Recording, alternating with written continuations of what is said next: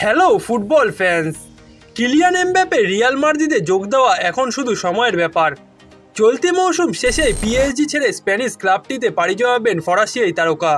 তবে প্রশ্নটা হচ্ছে, এমবাপ্পে রিয়াল মাদ্রিদে যাওয়ার আগে তিনি পিএসজিকে ইউরোপিয়ান ট্রফি এনে দিতে পারবেন কিনা।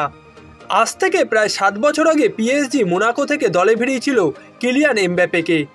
সে সময় 18 বছর বয়সী এমবাপ্পে ছিলেন ফুটবল ইতিহাসে দ্বিতীয় সর্বোচ্চ দামি ফুটবলার। 18 কোটি ইউরোতে পিএসজি তাকে মোনাকো থেকে দলে টানে।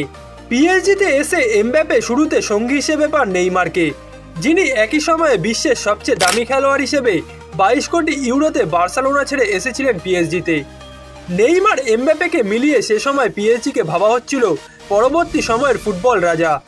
মনে হচ্ছিল ইউরোপিয়ান ফুটবলের রাজত্বটা এবার পিএসজিরই হবে। তবে পিএসজিকে নিয়ে যেমনটা ভাবা হচ্ছিল তার কিছুই আর হয়ে ওঠেনি। ধন সম্পদে বিশ্বের অন্যতম সমৃদ্ধশালী ক্লাবটির মহাদেশীয় অর্জন পুরোপুরি ফাঁকা। এমনকি নেইমার এমবাপ্পের পর লিওনেল মেসি এসেও পিএসজিকে চ্যাম্পিয়ন্স লিগ জেতাতে পারেননি। মেসির পিএসজিতে আসা ছাড়াও গত 7 বছরে অনেক কিছু বদলেছে। মেসি নিজেও ইউরোপ ছেড়ে পাড়ি জমিয়েছেন যুক্তরাষ্ট্রে। জাতীয় দলে শিরোপা খরা কাটিয়ে জিতে নিয়েছেন বিশ্বকাপ ট্রফিও। একসময় ইউরোপে রাজত্ব চালানো ক্রিশ্চিয়ানো রোনাল্ডো পাড়ি জমিয়েছেন সৌদি আরবে। এছাড়া লিভারপুল 30 বছর পর এবং নেপোলি 33 বছর পর লিগ শিরোপা জিতেছে। কিন্তু যা হয়ে ওঠেনি তা হচ্ছে পিএসজির চ্যাম্পিয়ন্স লিগ জয়। ইউরোপিয়ান শ্রেষ্ঠত্বের আসরে তাদের সর্বোচ্চ অর্জন 2019-20 মৌসুমে তাদের রানার্স আপ হওয়া। এর মধ্যে কয়েক বছর ধরে এমবাপ্পে চ্যাম্পিয়ন্স লিগ জয়ের সম্ভাবনা নিয়ে যত কথা হয়েছে, তার চেয়ে বেশি কথা হয়েছে তার রিয়াল মাদ্রিদে যাওয়া নিয়ে।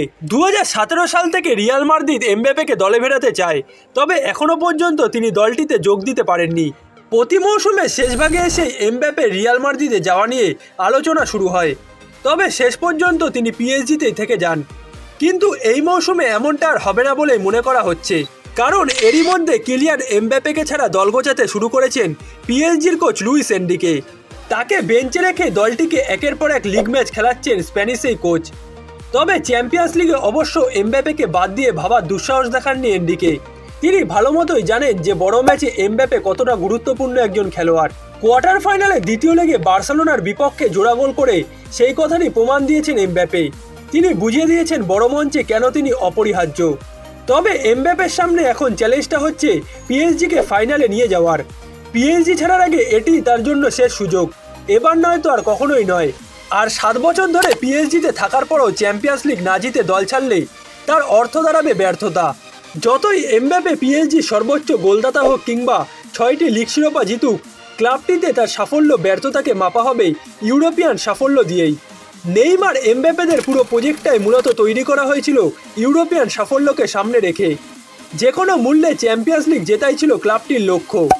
এজন্য প্রায় 1 দশকে 1 বিলিয়নেরও বেশি অর্থ খরচ করেছে ক্লাবটি। নেইমার মেসির মতো সেরা তারকাদের এনে জড়ো করেছিল তারা। তবে বিপরীতে ব্যর্থতা ছাড়া আর কিছুই জোটেনি ক্লাবটির ভাগ্যে।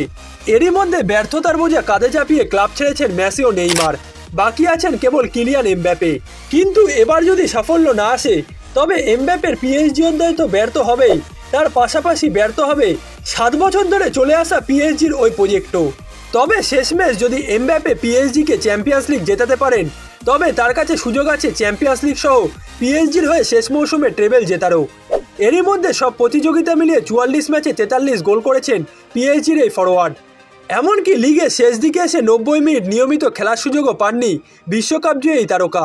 সব মিলিয়ে এমবাপ্পের কাছে সুযোগ আছে পিএসজির জার্সিতে সবকিছু জয় করার মাধ্যমে রিয়াল মাদ্রিদে যোগ দেওয়ার আগেই ব্যালন ডি'অর জয় করার। তবে এখন দেখার অপেক্ষা চ্যাম্পিয়ন্স লিগের সেমিফাইনালের বাধায় প্রথমে পেরোতে পারে কিনা এমবাপ্পের পিএসজি।